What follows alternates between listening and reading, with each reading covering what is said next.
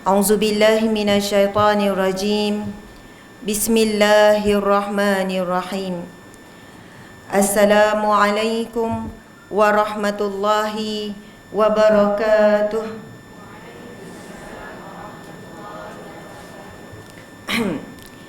Sekali lagi, Assalamualaikum warahmatullahi wabarakatuh.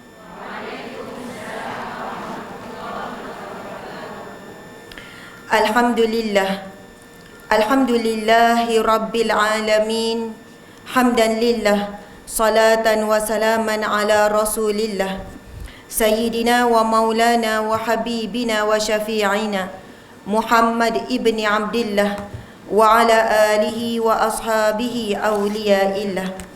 Segala pujian kita rafa'kan ke hadrat Allah Subhanahu wa ta'ala.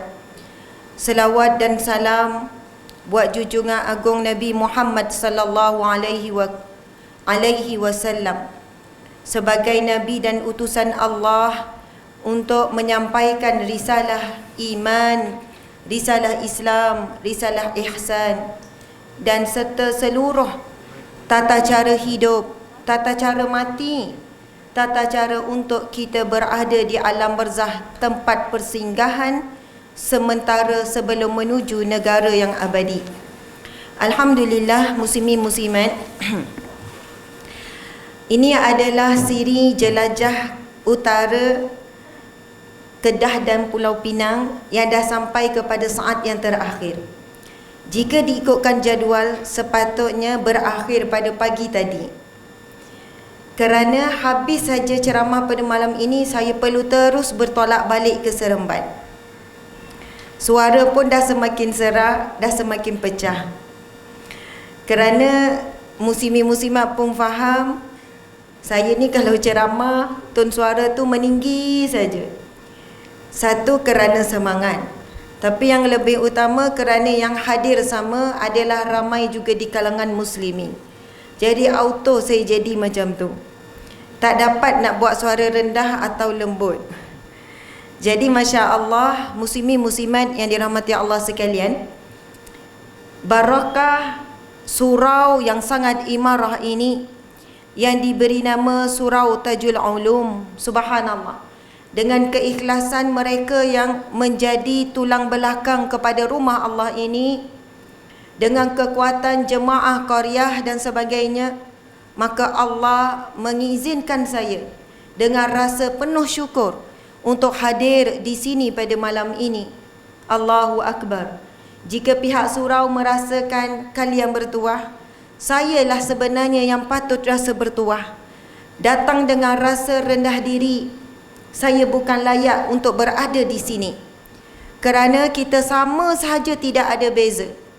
Yang membezakan kita hanyalah takwa.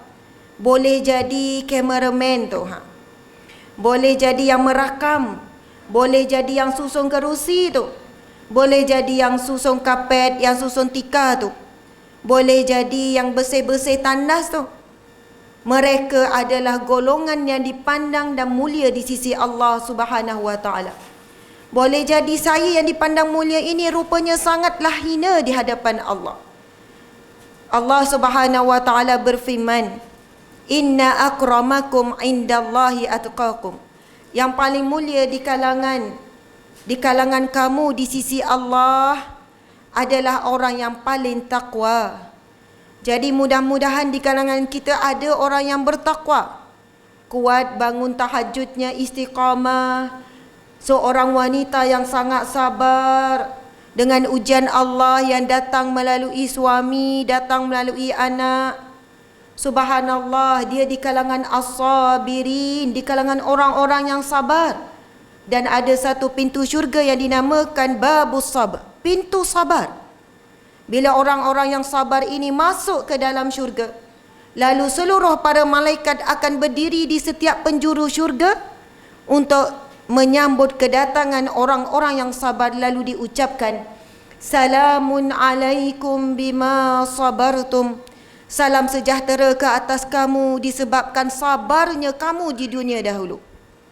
Ada di kalangan kita, di kalangan as-sabirin, Ada di kalangan al-mustaghfirin, orang yang selalu mohon ampun dengan Allah.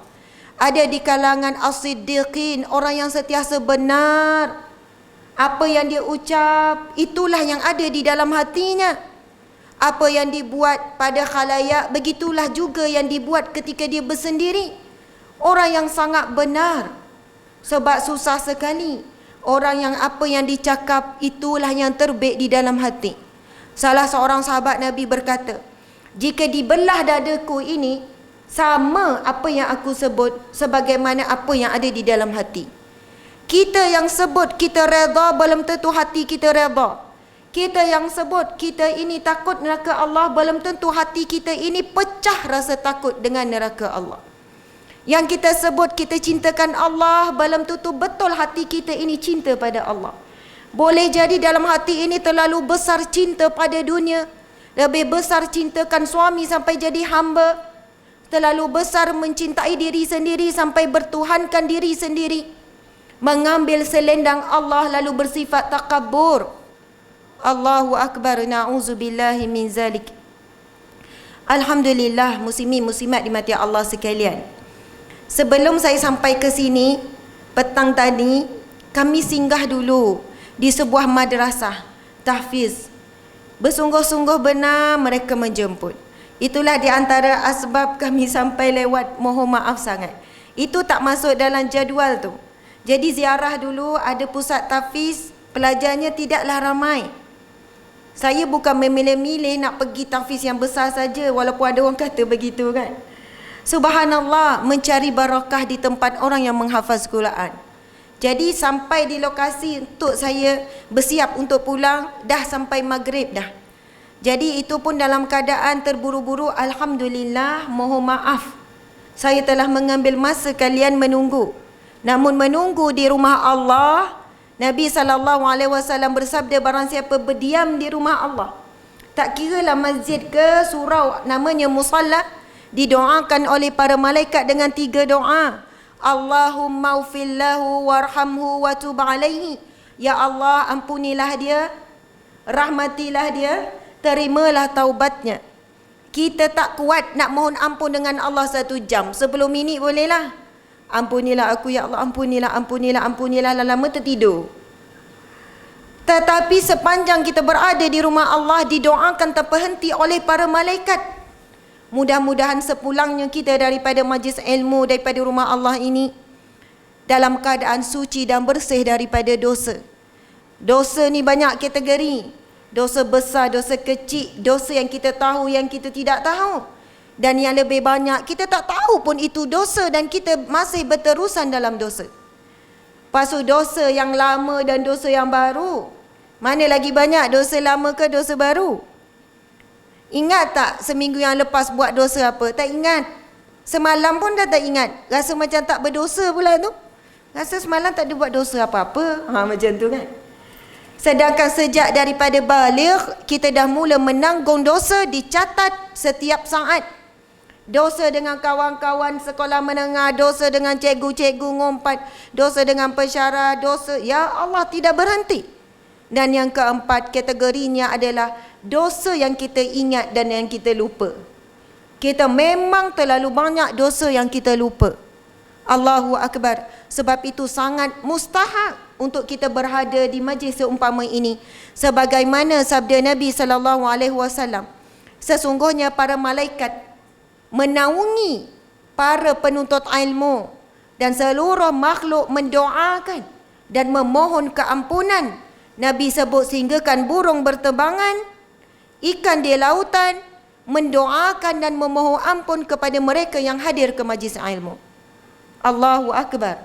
Ilmu ini, muslimin muslimat, adalah cahaya. Kalaupun kita ada cahaya lilin pada waktu malam yang gelap, sudah cukup untuk kita nampak jalan nak balik ke rumah. Betul atau tidak?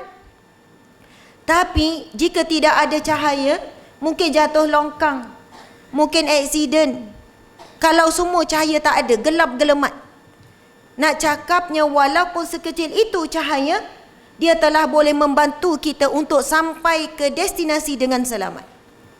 Sebab itu disebut Man arada dunya fa'alaihi bil ilm. Siapa nak dunia dengan ilmu.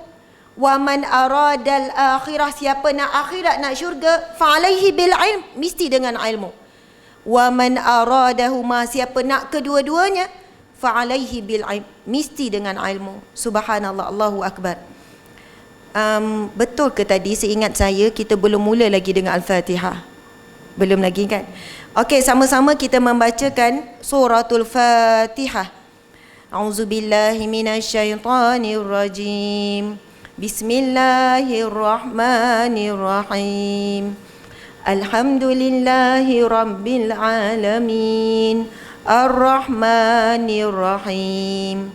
Maliki yaumiddin. Iyyaka na'budu wa iyyaka nasta'in. Ihdinas siratal mustaqim. Siratal ladzina an'amta 'alaihim ghairil maghdubi 'alaihim waladdallin. Amin. Amin amin ya rabbal alamin. Terima kasih juga ya kepada pihak yang datang membuat rakaman. Saya sebenarnya memang mengalu-alukan siapa sahaja buat rakaman supaya majlis ilmu kita lebih tersebar luas. Terima kasih kepada Surau Tajuk Ulum, Taman Seri Mahkota Sungai Ular, Kulim, Kedah. Ustaz Azhar Mansur selaku imam merangkap pengerusi Surau Tajul Ulum yang berusaha keras di sebalik tabirnya, antaranya adalah adinda saya, iaitu Siti Khadijah binti Harun. Siti mana Siti? Tak tahu, dia ada bawa anak-anak kecil ya. Sebenarnya adik saya Siti Khadijah, Ustazah Siti Khadijah dengan suaminya Muhammad Faiz, Ustaz Faiz, memang dia nikah dengan orang Sungai Ulak ni lah. Jadi dekat je kan, memang pergi rumah adik. Dia kata kalaulah saya tak dapat malam ni, dia kata dia boleh ganti. Subhanallah. Nanti Siti marilah, orang nak tengok adik Ustazah Asma ni. Serupa ke tidak? Siti mari, Siti mari ikut belakang Siti. Masya Allah. Adik kandung, saya tak ingatlah nombor berapa. Nombor 6 Siti ke nombor 5? Adik-adik 10 orang, tapi bila kita nak sebut tu jadi confuse kan. Nombor 5 rasanya. Yang pertama Najihah, yang kedua saya Asma, yang ketiga Ibrahim, yang keempat Aisyah, yang kelima Abdul Hadi, yang keenam Asia, yang ketujuh dia. Dia ketujuh. 5 pun salah, 6 pun salah. Yang ketujuh Siti Khadijah. Yang ke-8 Muhammad Nasrullah. Yang ke-9 yang ke-7 yang ke-8 Siti Aminah. Yang ke-7 Siti Aminah. Dah confused. Yang ke-8 Siti Aminah, yang ke-9 Muhammad Nasrullah, yang ke-7, yang ke-10 Nabilah. 2 orang duduk kat Kedah. Nabilah belajar Unisyam, tengah habiskan pengajiannya dalam medik. Siti Aminah tu pun doktor juga. Subhanallah. Yang ni dua-dua adalah ustaz dan ustazah. Jadi saya sebenarnya kerap datang Kedah, senyap-senyap pergi rumah adik tu lah. Sebab emak memang suka duduk rumah adik saya ni, kadang duduk sebulan. Masya Allah, Allahu Akbar. Sebab dia ada rakan sebaya dan ada persatuan dia. Bukan persatuan apa ya, sama-sama besan ni, sama-sama balu. Jadi dia ada kawan. Jadi mak mertuanya pun hadir, Masya Allah, yang kuat memujuk ni. Minta juga, subhanallah, walaupun saya kata ada temu janji hari Isnin tu kena dah ada. Jadi terima kasih banyak, Masya Allah. Dia sediakan makan, minum pada tim dan sebagainya. Seterusnya kepada barisan ahli jawatankuasa Surau Tajul Ulum, muslimin muslimat yang dikasihi sekalian. Seterusnya pihak Surau Tajul Ulum tadi, pengerusi majlis kita sangat bagus, orang muda, Masya Allah. Memberitahu kita, dan janganlah kita tinggalkan jejak kita tanpa meninggalkan tanda kasih dan cinta kita kepada rumah Allah ini dengan melakukan infak dan sedekah. Tu dia adik. Daripada belakang, beri laluan sikit. Dia memang harap, saya rasa nak saya sebut. Nanti dia kata Kak Mak ni, dia panggil saya Kak Mak, adik-adik panggil saya Kak Mak. Asma kan jadi Kak Mak. Masa saya kecil, bukanlah kecil sangat, Masa saya sekolah menengah kan, bila saya jalan dengan adik-adik, dia orang panggil saya Kak Mak, Kak Mak. Orang pandang saya atas bawah sebab dengan mak. Kata mudanya mak. Padahal dia beradik. Mak tu dalam bahasa Arab maksud dia ma'un, air. Jadi saya tak kisahlah dia orang panggil saya Kak Mak bunyi kasar pun. Ma'un, air. Mudah-mudahan saya jadi sejuk, lembut seperti air. Bangunlah Cak Siti. Siti Khadijah nama dia. Buka Cak, orang nak tengok. Okey. Subhanallah, namanya Siti Khadijah. Cakap sikit situ. Macam dah sikit. Okey, dah bagi. Okey, subhanallah. Jadi lepas ni boleh jemput Ustaz Siti Khadijah ya. Dengan jadi Penang kan Siti kan? Simpang 4. Gitu Siti. Jadi Kamak dah jalankan tanggungjawab promote Siti, okey? Masya-Allah. Selingan ya, masya-Allah. Siti duduk je sini. Ke ada hal? Siti join jual. Oh, okey. Subhanallah. Keduniaan ya. Dia kata join menjual di luar. Subhanallah. Menurun kakak dia. Nurun kakak dia. Subhanallah. Alhamdulillah. Jadi muslimin muslimat yang dirahmati Allah sekalian, kita tahu tu tanda dah masuk isyak kan? Tetapi kerana majlis ilmu tidak ada masalah, solat isyak dilewatkan. Okey. Tajuk kita pada malam ini ialah kehidupan di alam barzakh. Kehidupan di alam barzakh. Dan insya-Allah rujukannya adalah saya menggunakan kitab yang telah disusun oleh bekas Mufti Wilayah Persekutuan, bekas Menteri Agama, iaitu Datuk Dr. Ustaz Haji Zulkifli Muhammad Al-Bakri.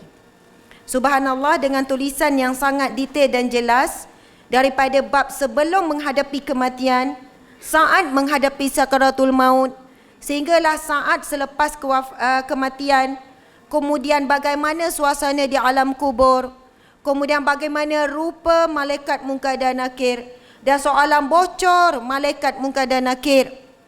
Kemudian sampai peringkat bagaimana contoh-contoh kematian yang baik dan kematian yang buruk, dan suasana kubur bagi orang yang baik, dan bagaimana kubur pula orang-orang yang melakukan maksiat dan sebagainya. Jadi subhanallah, kalau nak cerita daripada awal sampai akhir, sampailah maghrib esok pula. Baru habis.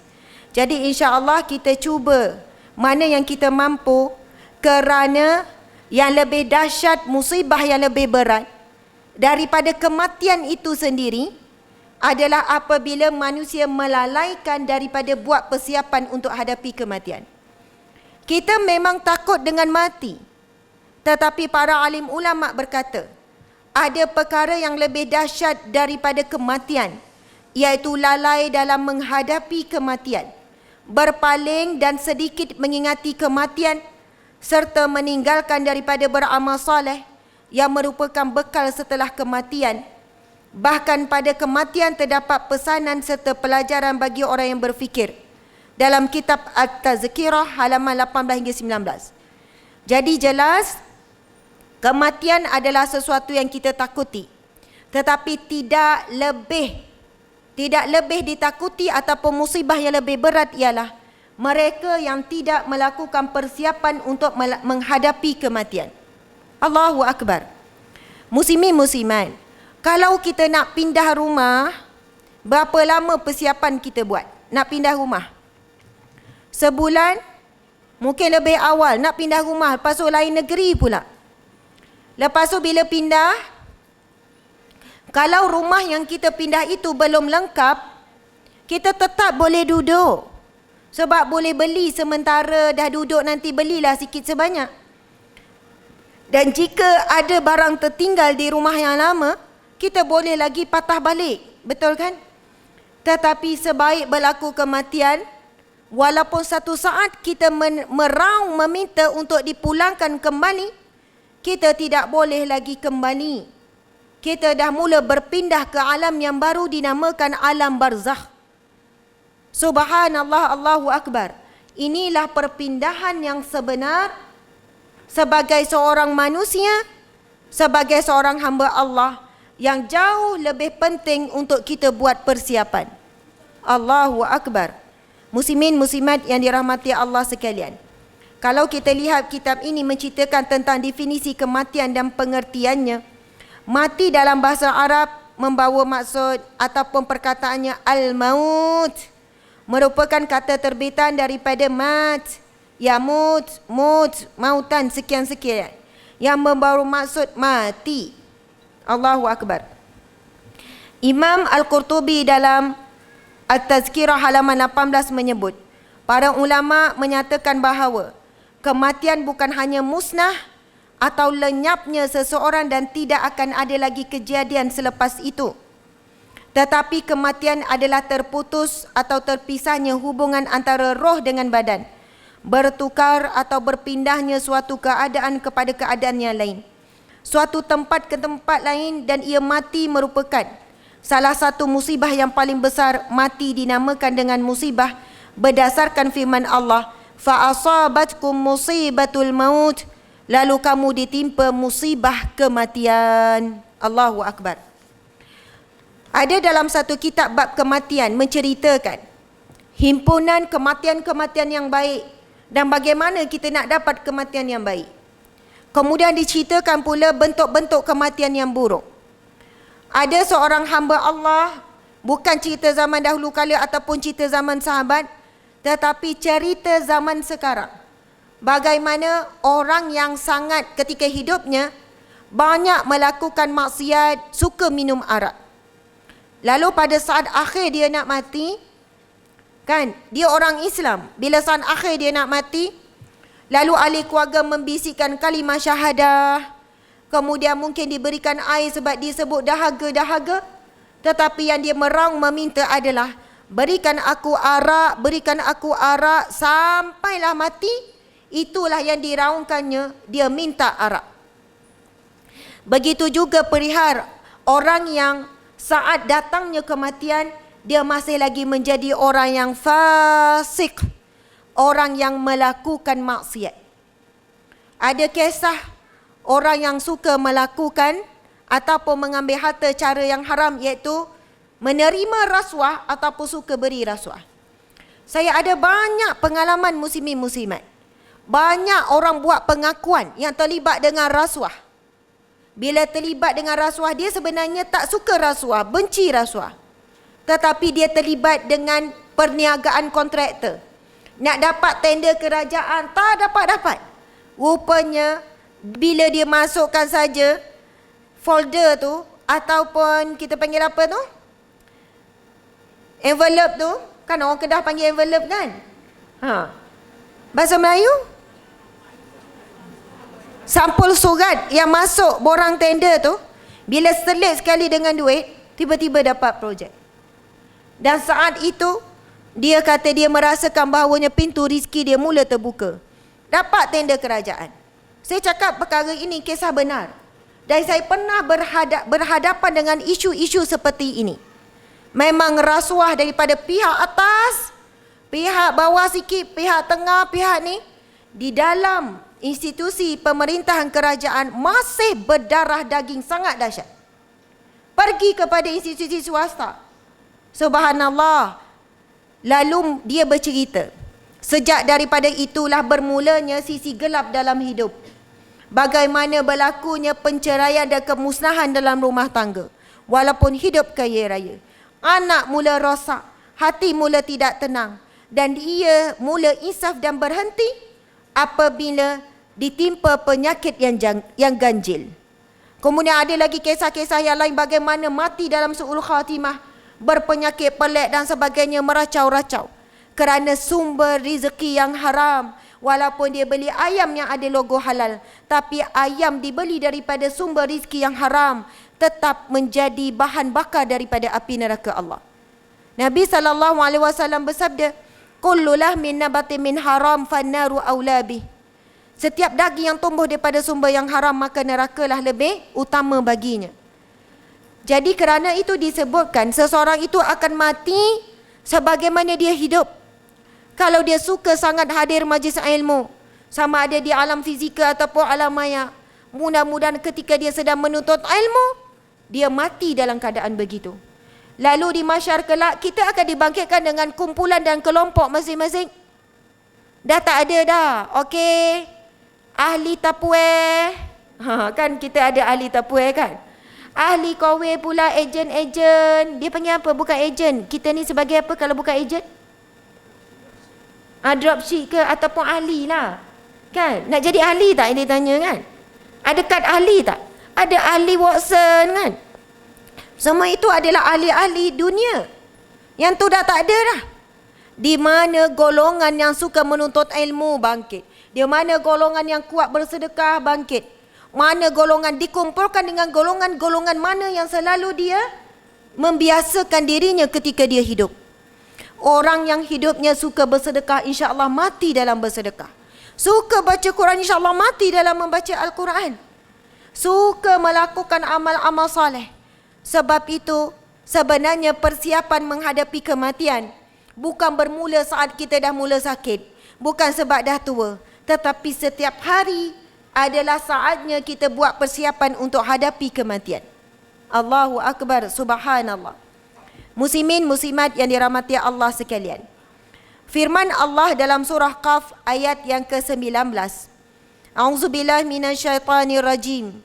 Wajaat sakratul maut bil haqqi dzalika ma kunta minhu tahid. Sadaqallahul azim, yang bermaksud, dan datanglah sakaratul maut dengan sebenar-benarnya. Itulah yang kamu selalu lari daripadanya. Memang kita selalu lari daripada mati. Kerana takutkan kematian menyebabkan manusia sanggup buat apa saja. Baiklah. Hari ini kan kita sebutlah hadis Nabi tentang besarnya pahala sedekah. Siapa yang membelanjakan hartanya sekian-sekian, subhanallah, kita perkeluarkanlah sedekah kita kan. Mungkin RM1, mungkin RM5, mungkin RM10. Subhanallah, hasil daripada keimanan dan cinta kita kepada sedekah. Subhanallah, satu ketika contoh saja ya, kita diuji dengan sakit. Yang mana doktor kata, makcik, kaki makcik ni memang tak ada cara lain melainkan potong. Dua-dua kena potong.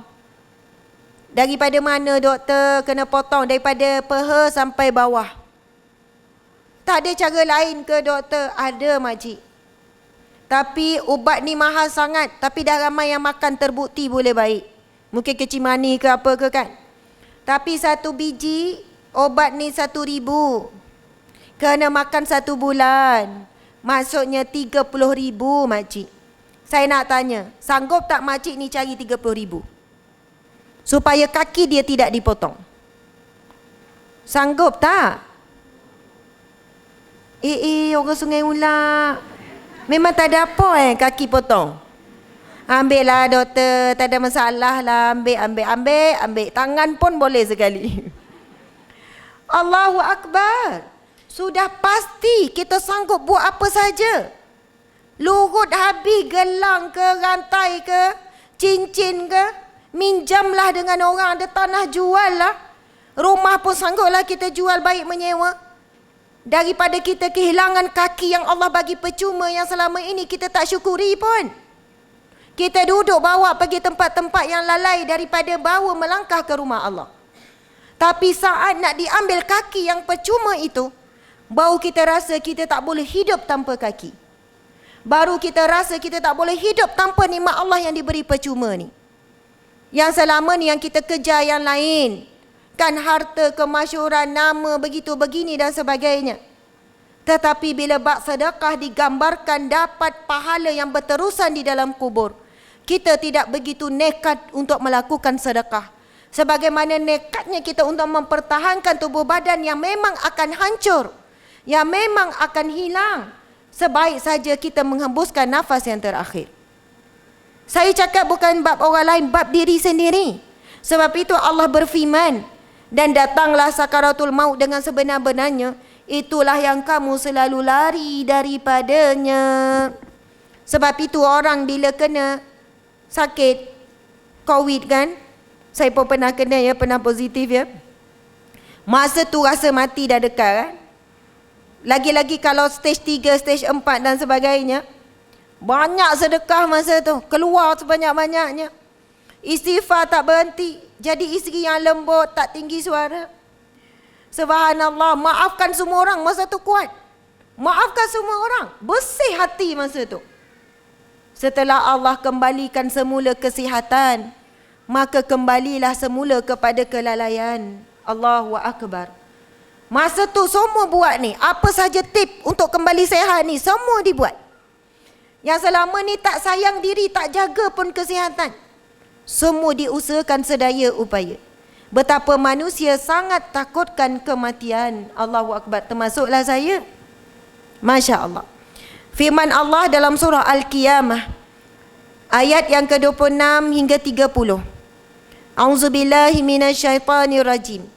Kalla idza balagatit taraqi wa qila man raq wa dhanna annahu al-firaq wal taffatis saqu bis-saq ila rabbika yawma idzil masaq yawma idzinil masaq.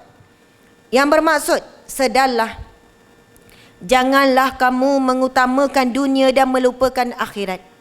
Ingatlah akan hal orang yang hendak mati apabila rohnya sampai ke pangkal kerongkong, dan orang-orang yang hadir di sisinya heboh berkata, siapakah yang dapat menawar jampi dan mengubatnya? Subhanallah, Allahu Akbar. Dan ia sendiri yakin bahawa sesungguhnya saat itu saat perpisahan, serta kedahsyatan yang bertindih-tindih, yang bertingkat-tingkat dahsyat sangat kematian kesakitan itu. Maka kepada Tuhanmu lah pada waktu itu engkau dibawa untuk menerima balasan.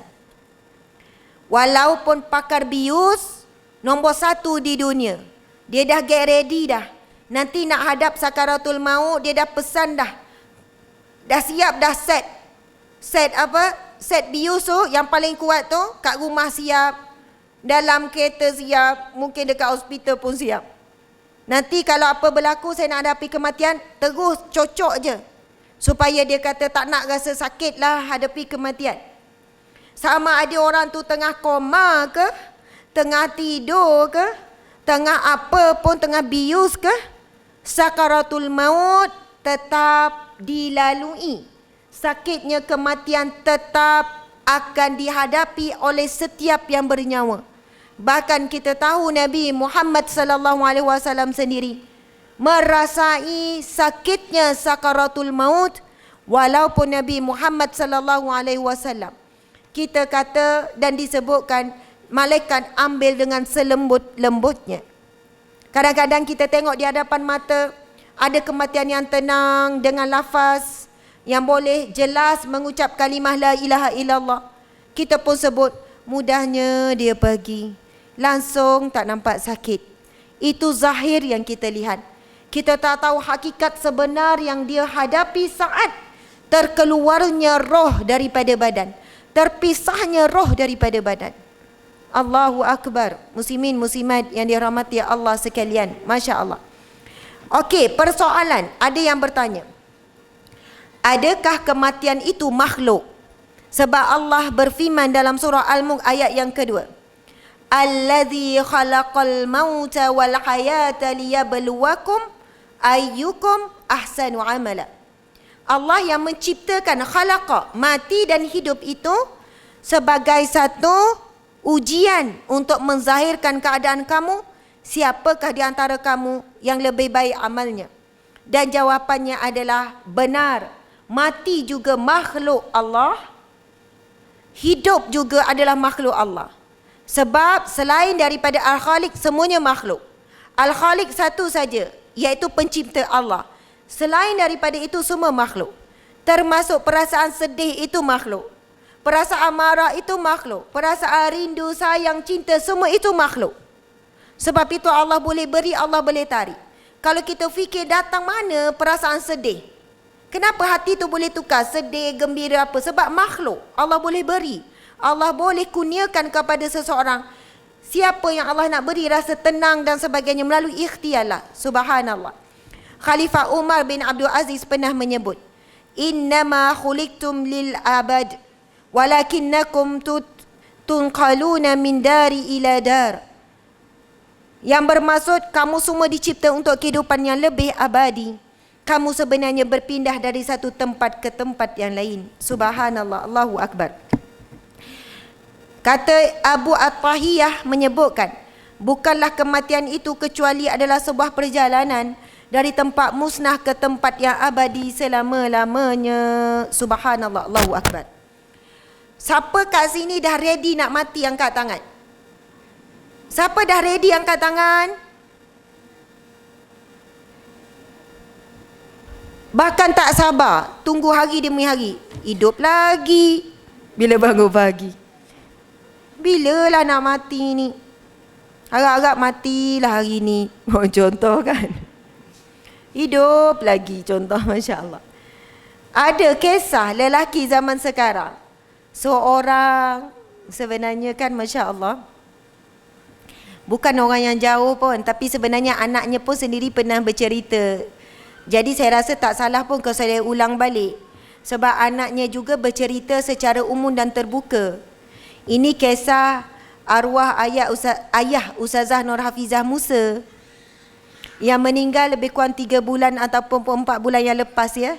Sebenarnya telah kanser lama, tapi Allah bagi kekuatan yang luar biasa. Masya Allah, Allahu Akbar. Dan kadang-kadang Ustazah Hafizah Musa mesej saya. Memang kami rapat, Masya Allah. Sebab arwah kakak sulungnya tu adalah sahabat rapat saya. Sama kerja, sama menghadapi susah dan payah ujian. Pendek cerita, pernahlah Ustazah Hafizah mesej saya kan, kata, Asma tolong doakan ayah Kak Cik ya. Kenapa Kak Cik? Ayah Kak Cik ni dibahasakan Kak Cik dengan saya, panggil saya Asma lah.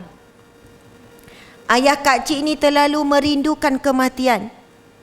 Sehingga kan kami ini selalu menyabarkan dia bukan untuk hidup. Tolong, bukan sabar sebab takut mati. Tolonglah Abah, sabarlah hidup. Sabarlah lagi untuk hidup ni. Maksudnya, sabarlah. Bukan sebab sakit. Sehat je elok jalan mana-mana. Sabarlah untuk menghadapi kehidupan. Setiap bila tiba hari Jumaat, bila nak dekat hari Jumaat, masuk hari Khamis, masuk hari Rabu, arwah ayah Ustazah Hafizah ni, umur 80 lebih ya masa pergi, selalu akan mesej anak-anak. InsyaAllah, ayah minta maaf dan ayah redha semua. InsyaAllah, moga-moga hari Jumaat ni lah hari untuk ayah. Macam tu lah selalu. Dan bila berlalu hari Jumaat, belum lagi meninggal, dia kata, Abah Kak Cik akan jadi sehat balik sebab dia tak nak lagi meninggal hari Sabtu, hari Ahad, hari Isnin. Dia mesti kena cergas. Bila tinggal 2 hari Jumaat, dia mula ingin seolah-olahnya sakit menghadapi kematian. Subhanallah, Allahu Akbar. Kalau cerita tentang amal solehnya, kebaikannya, seolahnya seorang yang tidak pernah menyakiti manusia lain dengan kata-kata, tidak menyakiti hati anak-anak, menantu dan cucu. Seorang yang istiqamah saban waktu di masjid, di rumah Allah, suka sangat beriktikaf, banyak membelanjakan harta. Seolahnya telah lama bersedia untuk berpindah ke alam barzakh. Sebab di sanalah tempat rehat yang sebenar. Tak perlu lagi mandi, makan, buang air, tak perlu lagi salat apa semua.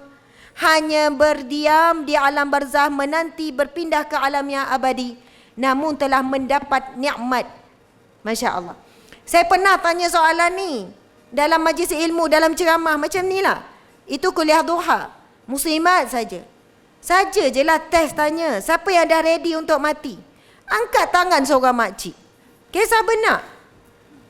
Bukan cerita zaman dahulu kala ya, zaman sekarang. Saya sendiri. Makcik tu dia datang kuliah dengan ditolak kursi roda dengan orang.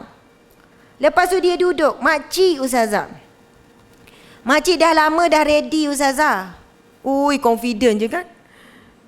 Makcik faham tak soalan saya? Faham. Cik faham. Makcik dah lama dah ready. Ada satu beg siap dah nak pindah. Beg apa makcik? Dalam beg tu ada kain kapan, ada kayu barus. Ada kayu barus, betul ya? Ada semua keperluan untuk menguruskan makcik. Semua dah lengkap. Siap duit sekali, tak nak nyusahkan anak. Berapa kos untuk uruskan kematian, dah ada siap dah. Mana-mana makcik pergi semua bawa. Balik kampung ke, kalau pergi berjalan ke apa, mesti beg tu bawa. Makcik tak nak susah siapa-siapa. Tapi kan Ustazah, makcik ready untuk diri makcik, dah 2 orang yang guna. Sebelum makcik dah 2 orang yang guna. Pertama suami makcik, yang kedua anak makcik. Jadi makcik dah ready kan ni yang ketiga dah ni. Ni untuk makcik. Saya kata kenapa makcik bawa ke mana-mana kelengkapan ni? Itulah cara makcik ingat mati Ustazah. Duk nampak beg tu tahu dalam tu ada kelengkapan yang bakal makcik pakai. Jadi tak selera nak ngumpat Ustazah. Makan banyak pun tak selera, makan cukup saja untuk tegakkan badan. Jadi kalau nak buat perangai tak elok, ingat mati Ustazah, itulah yang terbaik. Orang buat maksiat dari ni sebab tak ingat nak mati. Rasa esok ada lagi, boleh taubat lagi. Saya kata hebat, orang yang luar biasa. Orang biasa tapi hakikatnya keyakinan dan persiapan untuk hadapi kematian itu sangat hebat. Saya nak tanya, kita dah ada belum kain kapan kat rumah kita? Ustazah, kain batik banyak, kain baju berjalan banyak. Kita banyak baju, banyak keperluan untuk hidup yang kita rasa lama. Masya Allah, Allahu Akbar. Bayangkan ya, kalau kita ada set jenazah letak pula di ruang tamu. Lalu-lalu nampak set jenazah tu kan. Lalu-lalu dalam bilik pun ada satu. Baru nak merajuk dengan suami, geram perangai orang tua ni kan, contohlah. Nampak set jenazah, kita pun tak lama lah merajuk. Kok matilah, tak naklah mati dalam keadaan dilaknat. Tak ada anak, teruslah minta maaf lah. Tak kisahlah awak ke saya ke yang salah. Saya nak settle, kok matilah. Mesti ada sesuatu di rumah kita yang mengingatkan kita kematian. Tetapi rumah kita sebenarnya banyak dihias indah. Seolahnya kita nak hidup sangat lama ataupun selama-lamanya. Masya Allah, Allahu Akbar. Sebab itu Nabi sebut, orang yang paling bijak adalah orang yang membuat persiapan untuk menghadapi kematian. Allahu Akbar. Okey, kita baca satu hadis Nabi yang panjang. Tapi sebab panjang saya terus baca terjemahannya. Ini adalah hadis sahih riwayat Bukhari dan Muslim tentang kematian. Nabi SAW bersabda, maut akan didatangkan dengan bentuk seekor kibas yang bercampur warna hitam dan putihnya. Ini hadis Nabi yang sahih ya.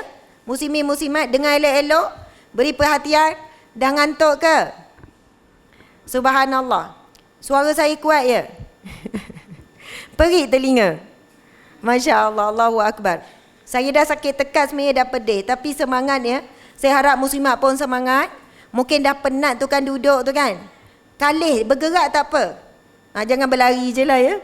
Maksudnya, tukarlah. Kejap belah kiri, kejap belah kanan, kejap bersila. Kalau rasa tak boleh juga kena berlunjuk, berlunjurlah. Sungguh. Bukan saya kata, tak ada adab berlunjur. Tapi kita faham. Bukan setakat semut, dah kerengga dah kaki tu. Betul kan?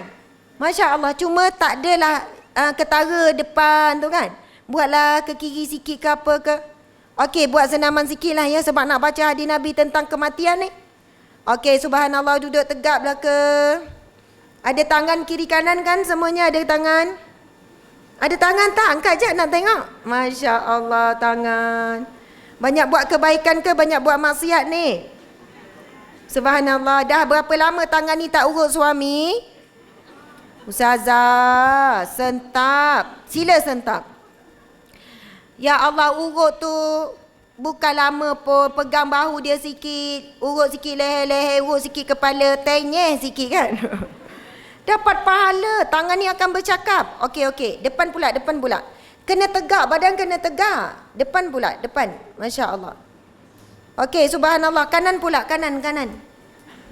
Masya Allah. Buat betul-betul. Main-main pula. Okey, kiri-kiri pula. Subhanallah. Allahu Akbar. Okey, sekarang tangan masing-masing ya. Tangan masing-masing. Pegang pinggang masing-masing. Urutlah sendiri. Masya Allah. Urut sikit pinggang tu, urut. Okey, urut. Wajib. Ada yang tak urut? Saya nampak ni. Makcik atas kursi. Oi, urut. Urut. Okey, boleh kira ya berapa lipat? Okey, urut sikit. Okey, lepas tu letak pula dekat leher. Urut leher masing-masing. Buat pusing-pusing sikit. Oh, Masya Allah, pusing lembut-lembut, jangan. Kan tergolek kan kepala. Okey, pusing. Urut sikit bahu. Subhanallah. Masya Allah, urut. Alah, sekejap je. Diri sendiri pun malas. Urut suami lagi lah malas. Masya Allah. Okey, urut sikit bahu. Okey. Masya Allah, Allahu Akbar. Okey. Sekarang ni kita buat tumbukan sikit boleh?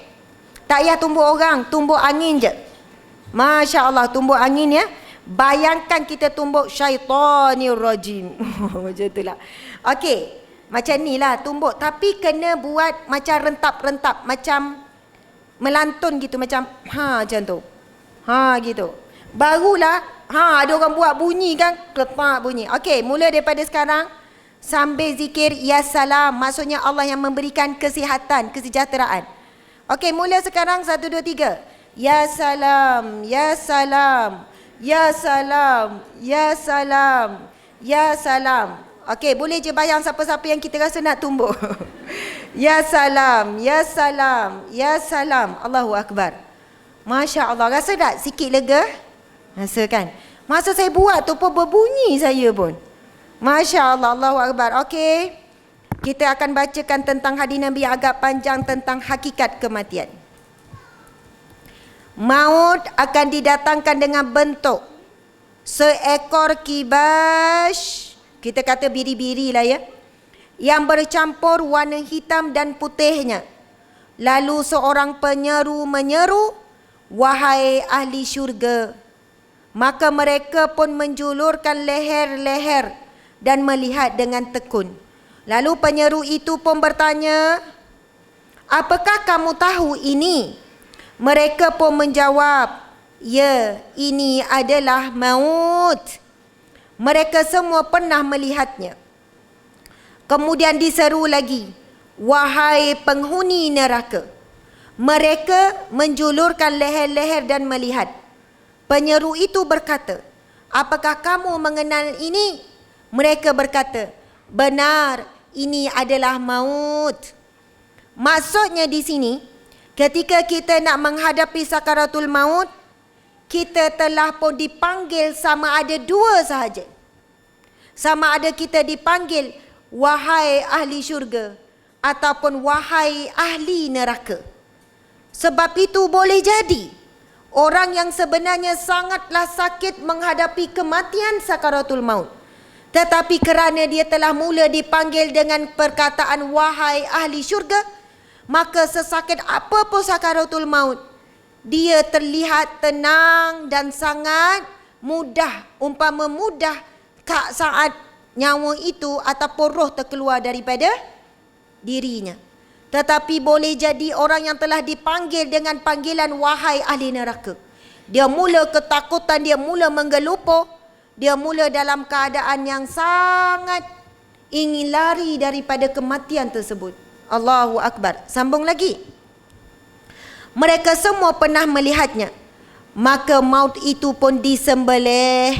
Kemudian penyeru itu pun berkata, wahai penghuni syurga, kekal bagi kamu dan tiada kematian, serta wahai penghuni neraka, kekal bagi kamu dan tiada kematian.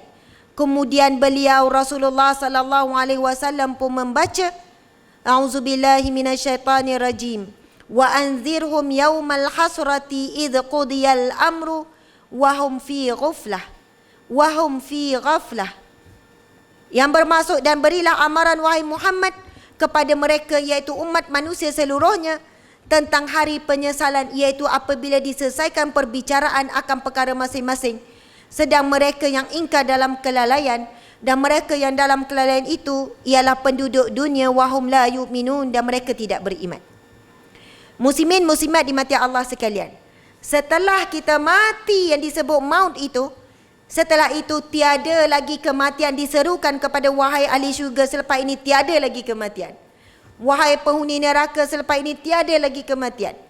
Walaupun penghuni neraka setelah masuk neraka sangat mengharapkan kematian, setelah diazab dengan dahsyat, yang sampaikan menyebabkan mereka mati, mereka dihidupkan kembali.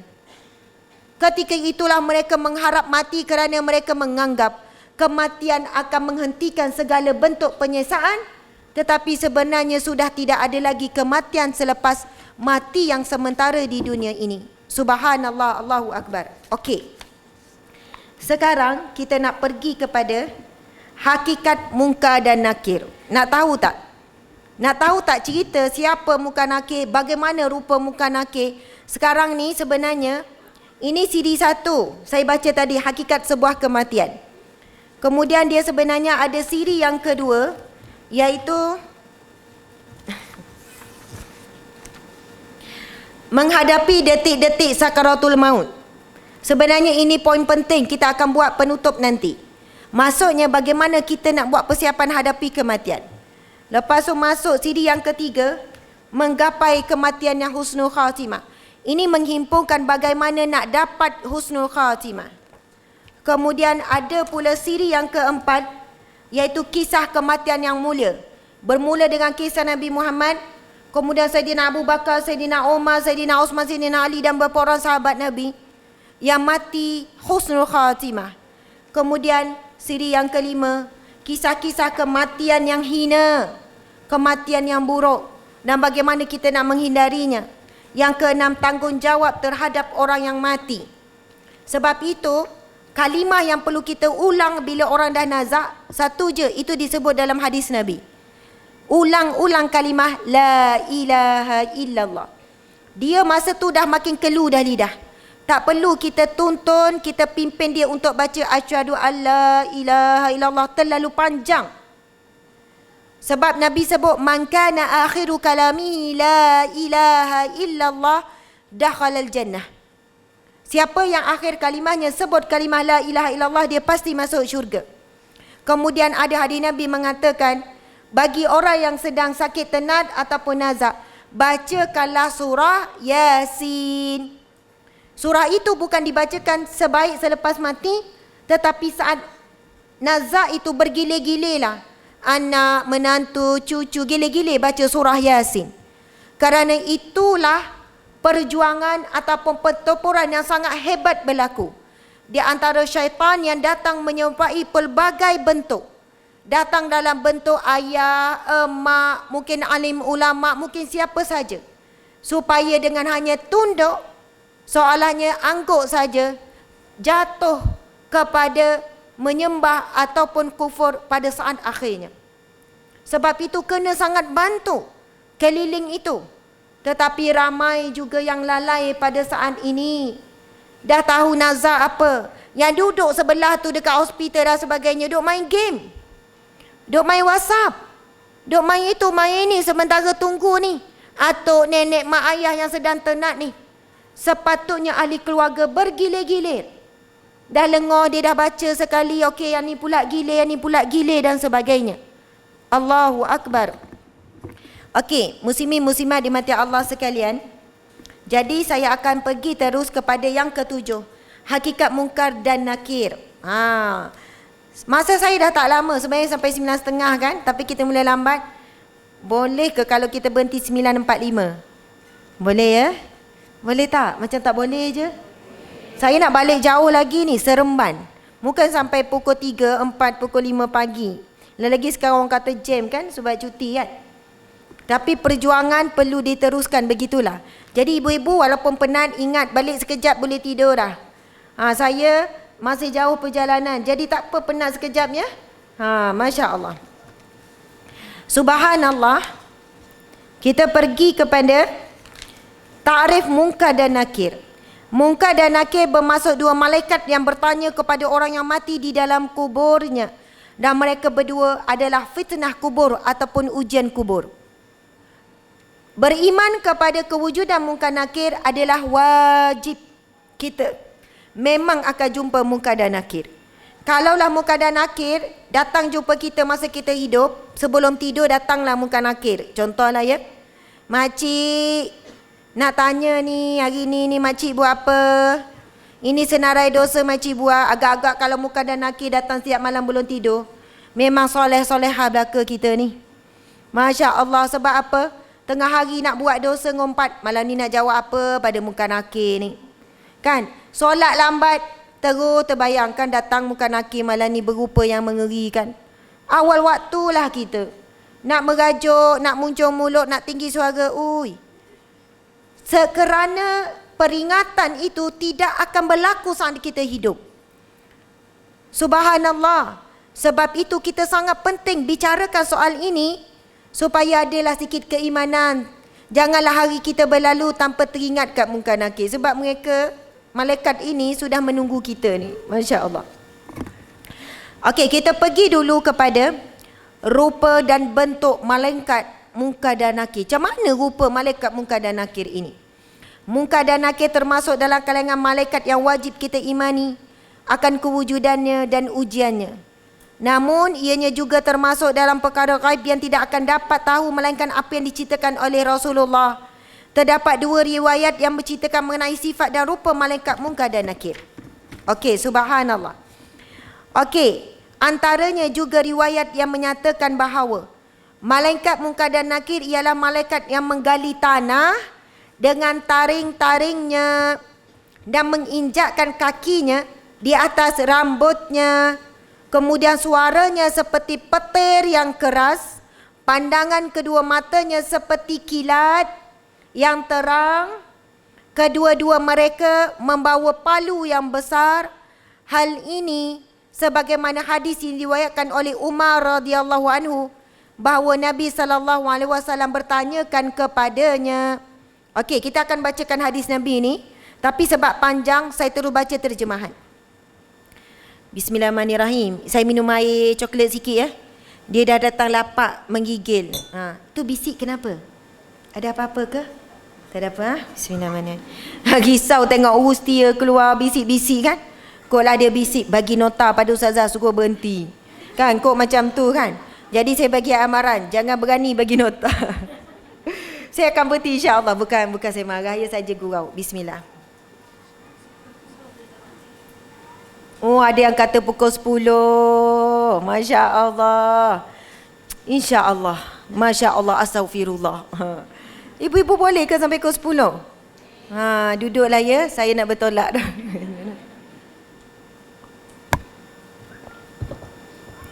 Okey. Bila dah minum air manis tu, saya ada gastrik, ada hypo.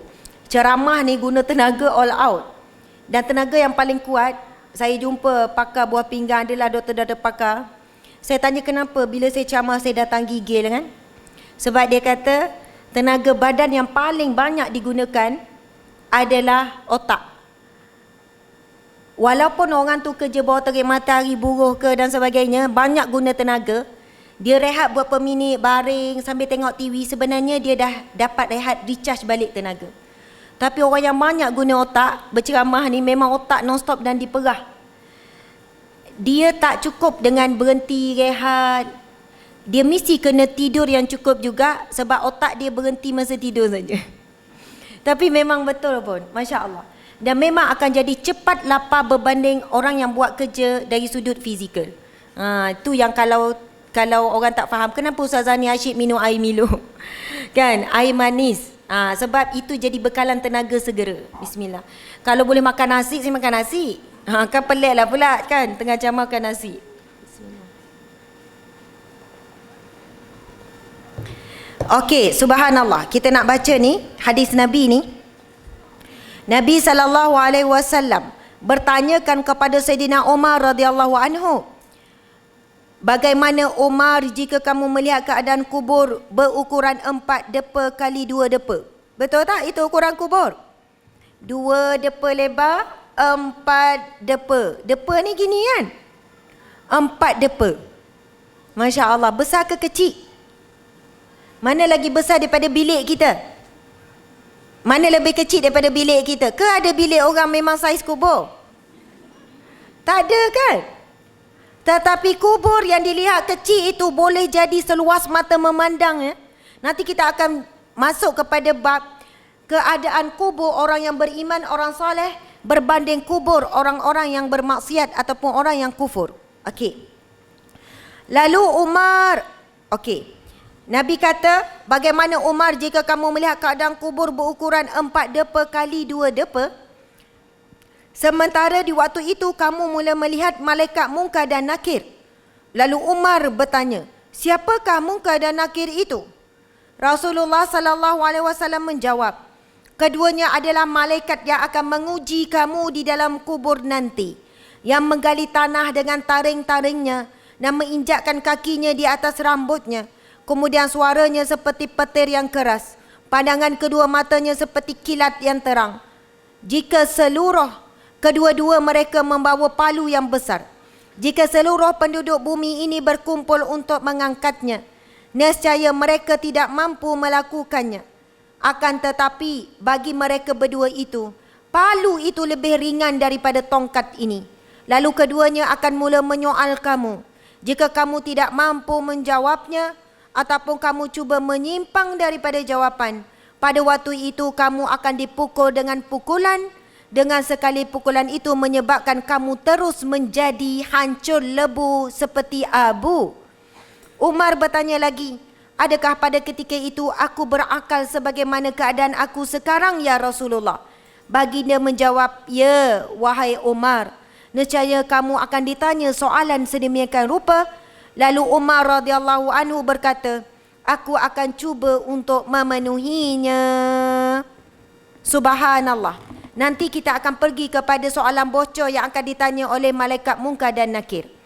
Hadis ini riwayat Baihaqi. Ibnu Hajar Asqalani menyatakan bahawa hadis ini hadis yang mursal. Muslimin muslimat yang mati Allah sekalian. Boleh tangkap tak apa cerita tu tadi dalam hadis yang panjang tu? Kita akan menghadapi malaikat Munkar dan Nakir, akan bertanya beberapa soalan, akan bawa palu.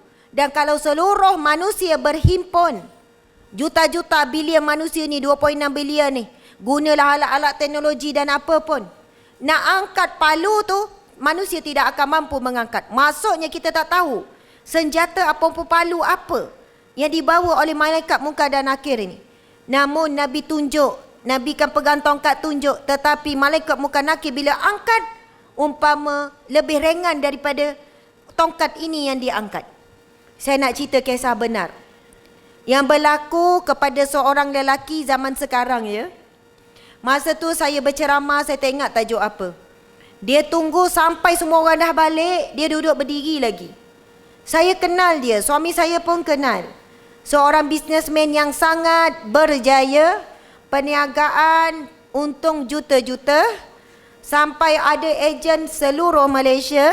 Orang yang kaya raya lah, bisnes sangat cemerlang lah, keluar TV dan sebagainya. Lepas tu, lama tak dengar berita, perniagaan pun entah ke mana. Dan pada saat itu dia muncul di hadapan mata kami berdua. Lepas tu dia kata, Ustazah, saya tunggu, semua orang dah balik, saya kena cerita juga pada Ustazah. Ini berlaku dalam 3 tahun yang lepas lah, lebih kurang, sebelum PKP. Lepas tu dia cerita, Ustazah mungkin pelik kan, dulu gini-gini, lepas tu saya lama diam. Masya Allah. Panjang cerita. Pendeknya, masa cerita tu panjang lah, macam mana kronologi begitu, begini, sakit, kena sihir, rumah terbakar, itu, ini dan sebagainya. Ujian bertimpa-timpa, sehinggalah berlaku satu keadaan, saya tengok accident ke apa, ataupun dia dah hilang kewarasan, tak ingatlah apa berlaku. Dia koma. Mungkin accident kot. Dia koma. Koma. Duduk hospital koma. Masya Allah. Lepas tu, dia bukan orang tak berilmu ya. Latar belakang dia pengajian agama Islam. Pernah melakukan ceramah-ceramah agama. Dia kata, Ustazah, ketika saya dalam tempoh koma, saya sebenarnya ingat memang saya dah betul-betul mati. Kerana apa yang saya hadapi, saya melihat anak dan isteri saya, orang keliling saya, menangisi kematian saya yang sangat real. Saya nampak isteri menangis teruk, anak-anak menangis teruk. Sehinggalah saya nampak keadaan saya dimandikan seperti jenazah. Dan bagaimana kubur saya digali, dan bagaimana akhirnya saya dikuburkan, semua itu sangat jelas. Bukan samar-samar. Sebab itu saya katakan bahawasanya saya masa tu memang yakin saya betul-betul mati. Dan ketika saya melihat isteri dan anak-anak menguruskan dan menangis, Saya bertempit sekuat-kuatnya untuk memberitahu dan berpesan pada mereka. Tetapi langsung suara tu tak keluar. Kemudian sebaik saja dia kata, Ustazah, apa yang Nabi sampaikan, apa yang para alim ulama cerita pasal kubur ini memang benar. Subhanallah, saya seperti mati hidup semula. Lepas tu dia cerita, dia kata, Allahu Akbar. Bila dah ditanam, saya ditanam di dalam kubur. Beberapa langkah saja ahli keluarga mula meninggalkan. Memang benar datangnya malaikat Munkar dan Nakir. Dia kata tak boleh nak gambarkan macam mana rupa, dan tapi sangat mengerikan. Dan membawa satu yang disebut ni lah. Disebut di dalam hadis Nabi ni perkataan apa? Kedua mereka membawa palu. Dia kata membawa macam sesuatu untuk memukul, tetapi alat tersebut tidak ada di dunia. Dan saya tak boleh gambarkan bentuk. Dan bila ditanya soalan kepada saya, Ma Rabbuka, siapakah Tuhan kamu? Ustazah dia kata, saya tak dapat jawab. Walaupun hati saya tahu jawapan, tetapi mulut saya terkunci untuk menjawab Allahu Rabbi. Saya tak dapat jawab. Allahu Akbar. Dan bila setiap kali ditanya, saya tak dapat jawab. Saya dipukul dengan sekuatnya. Seolahnya jatuh ke kerak bumi sejatuh-jatuhnya, dan kesakitan yang teramat dahsyat yang tidak boleh digambarkan. Kemudian saya dinaikkan semula. Lalu saya ditanya lagi soalan yang sama.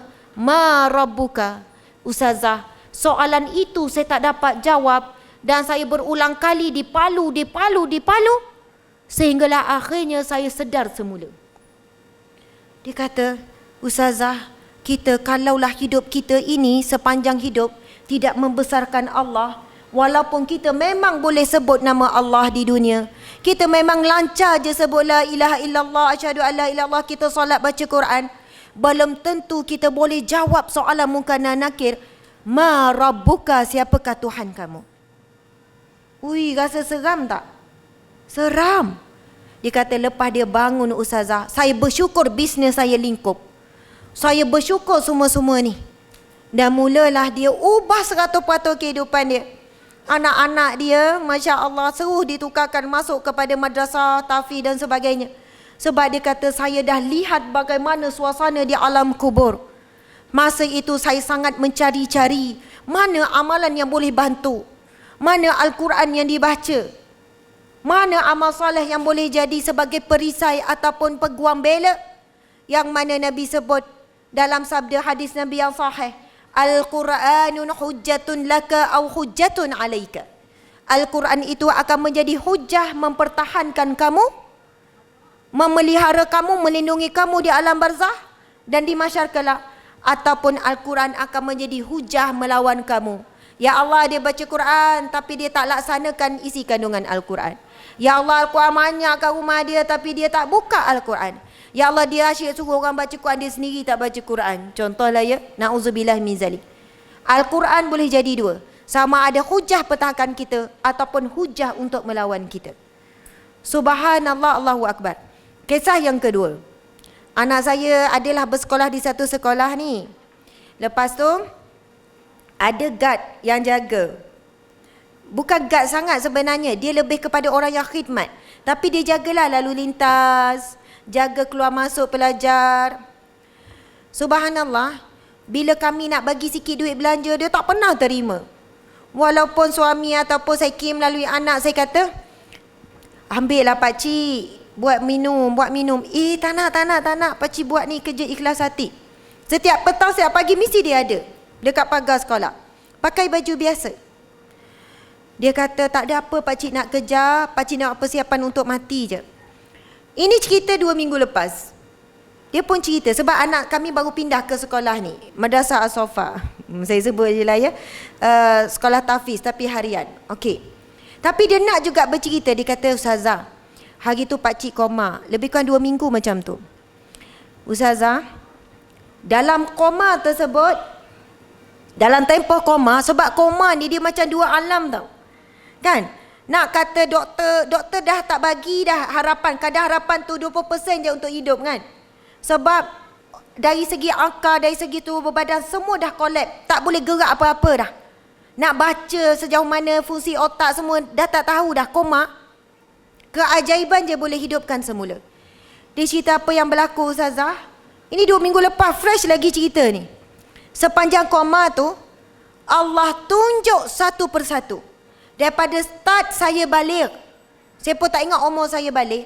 Setiap apa yang saya makan, semua Allah tunjuk. Mana yang halal, mana yang haram, mana yang syubhah. Dan semua perbuatan saya saat saya hidup, semua dibentangkan oleh Allah. Yang mana saya ngumpat, mana saya buat maksiat, mana saya sekian-sekian. Dan semua amal soleh ditunjukkan oleh Allah. Sangat jelas, saya tak tahu nak gambarkan. Ni pakcik umur 60 lebih kat 70 ni. Saya tak tahu nak cerita, tetapi macam TV, macam wayang gambar. Sebab itu jaga sungguh-sungguh Ustazah apa yang kita makan. Allah tunjuk. Kita tak ingat Ustazah apa kita makan, tapi rupanya memang betul Allah rakam, Allah catat semua. Dan Nabi SAW memang sebutkan, umat akhir zaman antara fitnahnya adalah mereka makan apa saja yang dia nak makan, minum apa saja nak minum.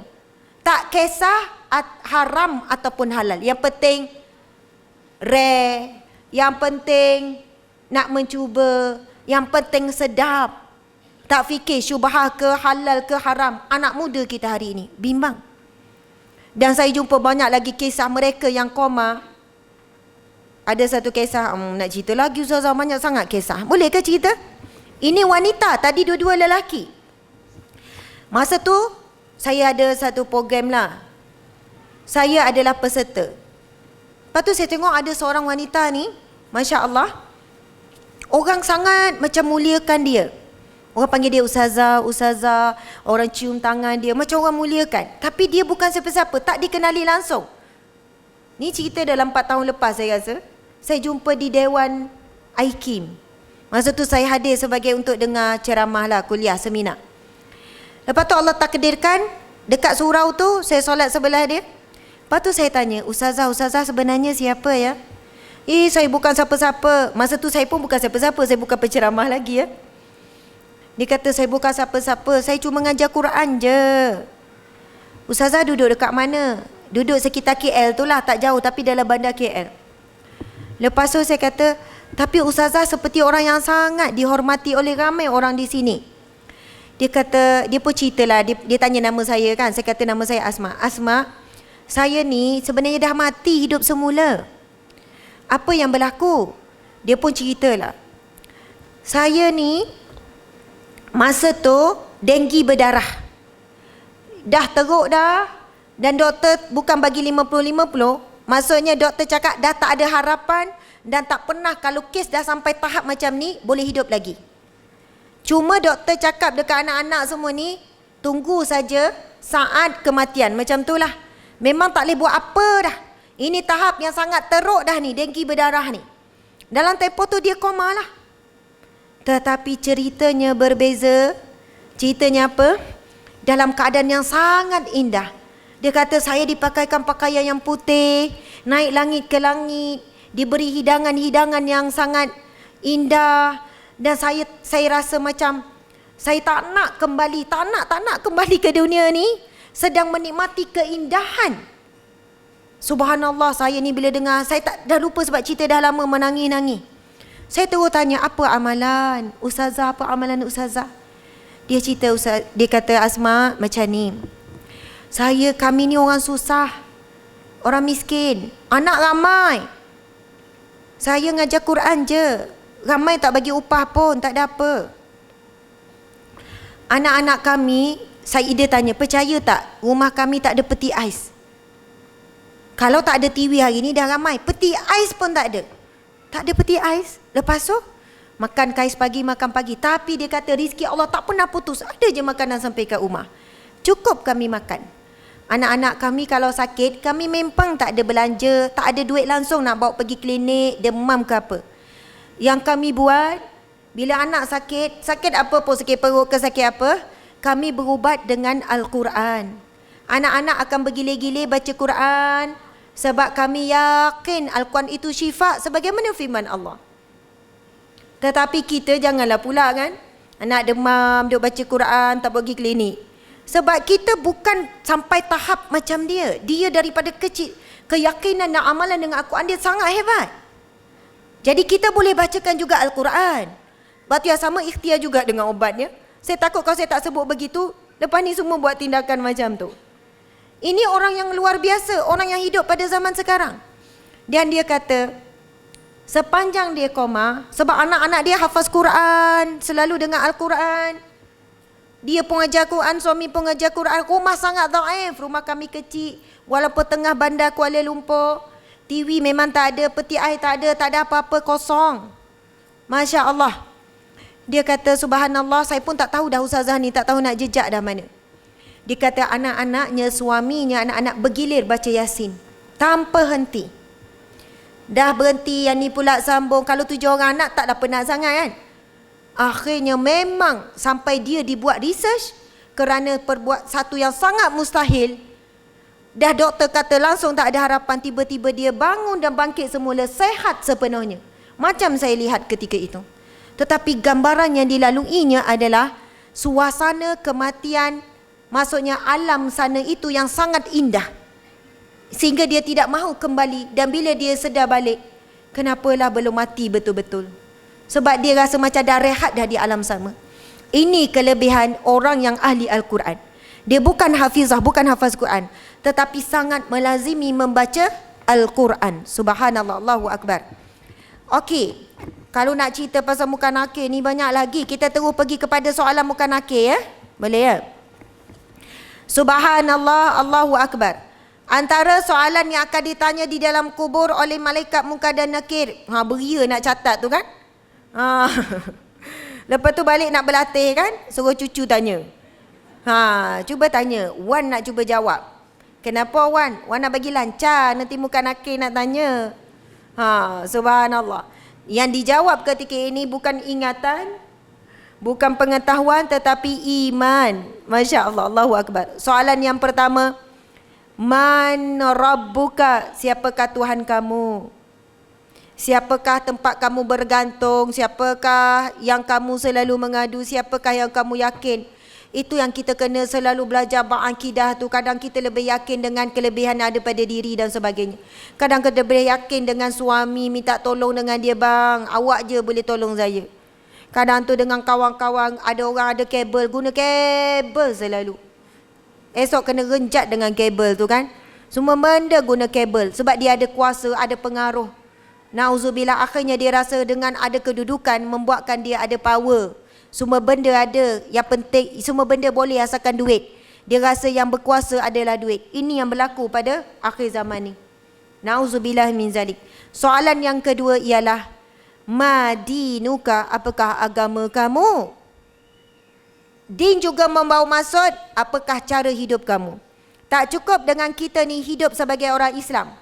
Mesti makan cara Islam, minum cara Islam, berhibur cara Islam, berpakaian cara Islam, bekerja cara Islam, bercakap cara Islam. Sebab din itu bukan hanya membawa masuk agama, dia juga membawa masuk cara hidup. Madinuka? Apakah agama dan cara hidup kamu? Soalan yang ketiga, Man nabiyuka? Siapakah nabi kamu? Siapakah yang kamu ikut di dunia dahulu? Ikut Yahudi ke, Nasrani ke, Majusi ke, ikut Barat ke, duduk menyembah pandang ke timur, pandang ke barat, pandang ke selatan, pandang ke utara ke? Ataupun rujukan kamu adalah Nabi Muhammad sallallahu alaihi wasallam? Hidupkan tak sunnah Nabi dan sebagainya? Kalau kita menghidupkan sunnah Nabi, insya-Allah boleh jawab soalan ni. Bila ditanya siapa Nabi kamu, siapa ikutan kamu, kita insya-Allah boleh jawab. Kalau kita hidup dengan cara Islam, hidup sebagai orang mukmin dan orang muslim, insya-Allah boleh jawab soalan yang kedua. Hal ini sebagaimana hadis yang diriwayatkan daripada Al-Bara' bin Azib radhiyallahu anhu, katanya, kami keluar bersama Nabi sallallahu alaihi wasallam menghantar mayat seorang lelaki daripada Ansar. Maka kami tiba di tanah perkuburan. Pada masa itu kubur sedang digali liang lahatnya. Kemudian Rasulullah sallallahu alaihi wasallam duduk dan kami duduk di sekelilingnya. Maksudnya Nabi mengiringi jenazah ke kuburan. Kemudian Nabi pun duduk dan kami pun duduklah bersama. Suasana sangat tenang, seolah-olah ada burung di atas kepala kami. Bayangkan ya, nak kata tenang sangat, damai, macam ada burung. Dan di tangan baginda terdapat sebatang kayu yang dipukulnya ke tanah. Sambil tu Nabi pegang kayu, dipukul-pukul. Suasana damai dan tenang. Kemudian baginda mengangkat kepalanya dan berkata, Asta'izu billahi min azabil qabri marratain aw salasan. Nabi kata, mohonlah perlindungan daripada Allah daripada azab kubur. Baginda mengucapkan sebanyak 2 kali ataupun 3 kali. Wa qala wa innahu la yasma'u, yang bermaksud sesungguhnya dia apabila mendengar tapat selipar meninggalkan kubur, maka dikatakan kepada kamu, siapa Tuhan kamu, apa agama kamu, dan siapa Nabi kamu. Dan dikatakan hadis ini adalah hadis yang sahih. Itu soalan yang paling diyakini. 3 soalan akan ditanya. Siapa Tuhan kamu, apa agama kamu, dan siapa Nabi kamu.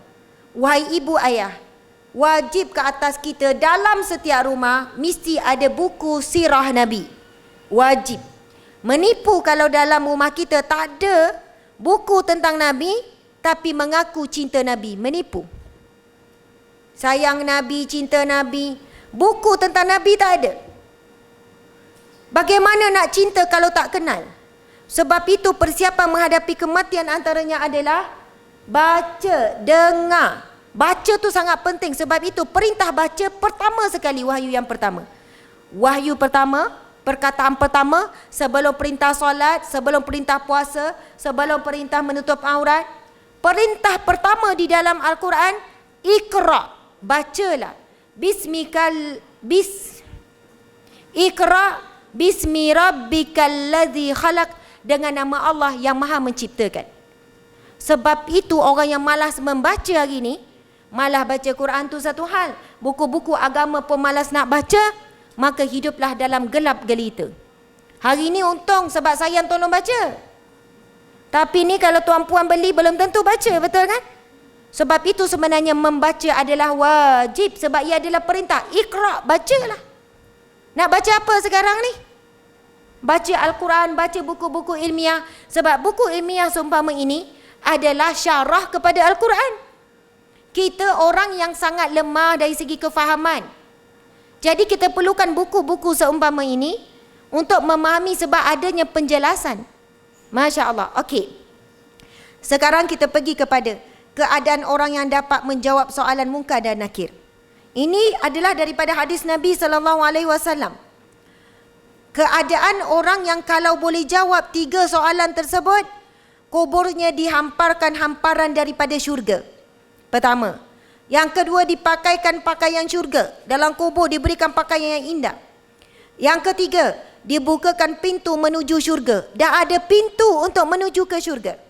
Yang keempat, diharumkan kuburnya dengan bau harumnya syurga.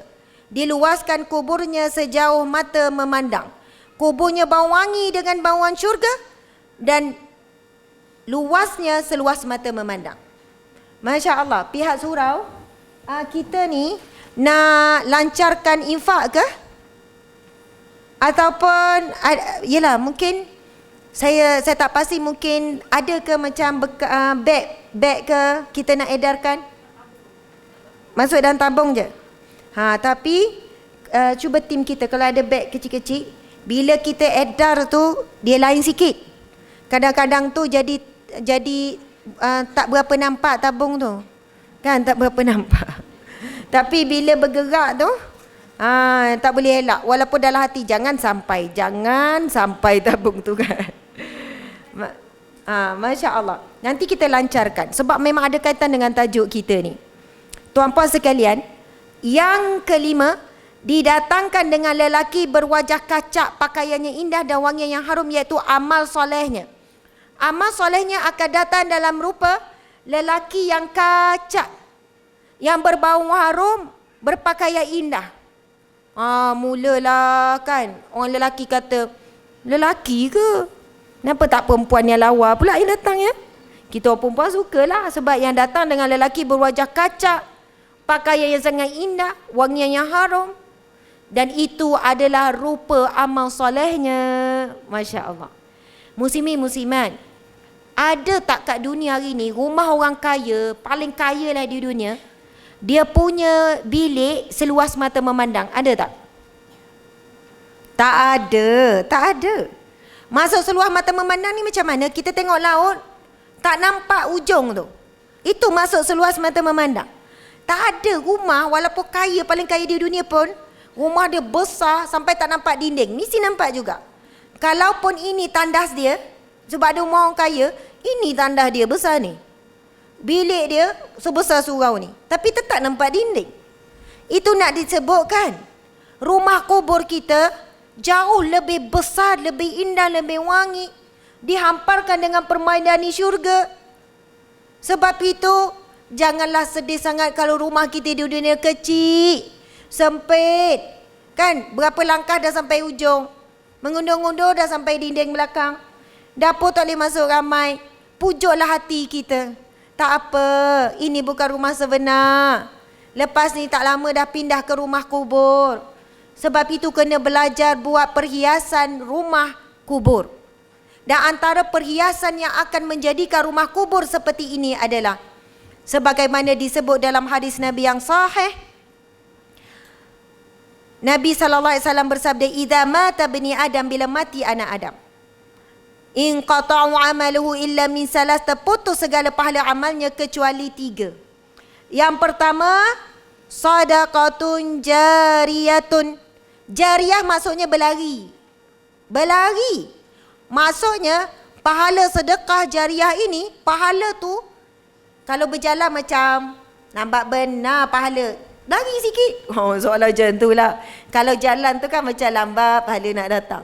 Tapi sedekah jariyah ini, pahala yang datang berlari. Jariyah, cari dalam kamus bahasa Arab, maksud dia berlari. Maksudnya lajunya dia mengalir pahala sedekah ini. Yang ni takkan putus. Walaupun lepas mati, duduk diam-diam dalam kubur, tak boleh nak pergi mana-mana. Tetapi pahala berlari masuk laju. Yang kedua, Nabi sebut al-ilmu yuntafa'u bi, ilmu yang bermanfaat. Dan yang ketiga, wa waladun salih an yad'ulah. Subhanallah. Saya sebenarnya nak ucap terima kasih. Ini kita buat live percubaan kita di TikTok. Ustazah main TikTok juga ya. Kepada yang bagi diamond, sahabat-sahabat yang bagi star di FB, terima kasih. Semua itu infak kepada gerak kerja amal dan kerja dakwah. Kan adalah beribu-ribu dia orang bagi star. Star-star tu makcik, yang saya selalu ucap terima kasih tu, ramailah yang pula bagi emoji star. Bukan gitu ya. Berbanyak-banyak bagi emoji star. Biasa kuliah tu, setengah kuliah orang bagi 20,000 star, 30,000 star, pernah 40,000 star. Satu star itu mewakili 20 sen. Dia 5 sen dolar, 20 sen Malaysia. Ada orang terus bagi 500 star, tak tahu berapa jumlah. Allahu Akbar. Dan kami bila masuk duit tu, masuk banyak juga alhamdulillah. Itu yang kami pulangkan kembali buat kerja dakwah, buat kerja amal. Jadi terima kasih ya sahabat-sahabat sekalian. Okey, masya-Allah. Okey. Lawa beg. 2 je. Ya. Oh, yang kat luar ya, kat luar. Okey. Jangan lancar lagi. Kita bagi semangat dulu. Yang ketiga, doa anak soleh yang mendoakan. Ada orang tak ada anak. Tuan-puan sekalian, jamin tak lepas kita meninggal, anak akan doakan kita? Kita boleh jawab, insya-Allah. Mungkin sebulan doa lagi, lepas setahun, seminggu sekali. Mau hari-hari mungkin tidak. Dah sibuk dengan kehidupan sendiri. Ilmu yang bermanfaat, kita tak tahu mana ilmu kita. Tetapi yang pertama disebut dalam hadis ini, sedekahun jariyah, adalah sedekah yang pahalanya mengalir antaranya infak dan wakaf kita kepada rumah Allah. Yang kita dengar tadi, imam kita melalui wakil masjid sebut, dalam proses nak bina itu, nak bina ini, maksudnya harta itu akan kekal pada binaan-binaan surau ini. InsyaAllah surau ini akan kekal sampai hari kiamat. Masa tu kita telah mati, tapi pahala mengalir umpama berlari masuk ke dalam kubur kita. Ketika kita nak masukkan duit di dalam sarung ini, dek kejap dek, Beg ni. Meh. Lawa beg ni ha. Beg Ustazah Asma Harun. Promote lah pula ya Ustazah Asma Harun kan. Nanti beli kat luar ya. Kan nanti ada orang berkenan tu ambil. Dengan duit-duit kan. Ada warna coklat, ada warna hitam, Masya Allah. Ketika masukkannya, jangan sekali-kali membayangkan duit kita semakin kurang. Orang yang bijak, dia banyak gunakan duit dia untuk dirinya, iaitu sedekah. Masa masuk, bayangkan akan masuk ke akaun kubur kita, bukan kubur orang lain ya. Dan itulah hak milik kita yang sebenar, apa yang kita sedekah. Sebab ia akan kekal selama-lamanya sampai ke syurga. Tapi apa yang kita beri pada orang lain tu, itu dah jadi bertukar milik pada orang lain. Langsung nanti tak ada orang beli barang yang kami bawa kan. Masya Allah. Seimbang-seimbang lah. Tiba-tiba pujuk macam tu kan. Masya Allah. Nak sebutnya muslimin sekalian, ada orang kata macam ni, Ustazah yang penting ikhlas kan. Jadi ikhlas saya RM1. Kalau bagi lebih, tak lena tidur malam tu. Ikhlas ni sebenarnya memberi yang terbaik. Ada orang kata kan, Masya Allah, yang penting ikhlas kerana Allah. Bimbang kita beri tu bukan kerana cinta pada Allah, tapi cinta sangat duit, sampai beri RM1 je.